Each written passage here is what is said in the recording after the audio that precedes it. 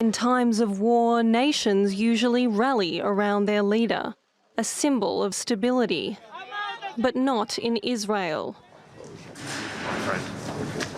A staunch show of support from international allies has done nothing to stem internal calls for Benjamin Netanyahu to go over his failure to prevent Hamas's surprise attack on October 7, the deadliest in the country's history. I want the people of Israel, the people of the world, to know where the United States stands.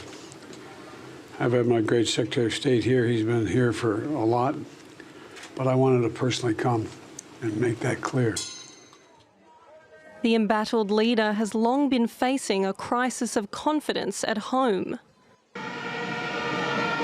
His attempts to push through a dramatic overhaul of Israel's judiciary earlier this year drew months of violent opposition.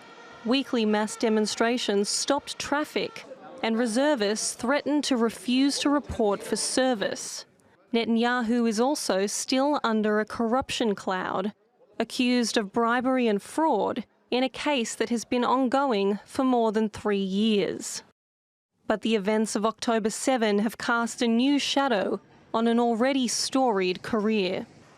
All the studies, public opinion polls in Israel since the 7 October attack are clear. Netanyahu has become unbelievably unpopular. He should resign tomorrow based on those figures. If there was an election tomorrow, he would lose catastrophically. And that's not surprising considering the fact that this attack on 7 October was the worst on single day in Israel's history.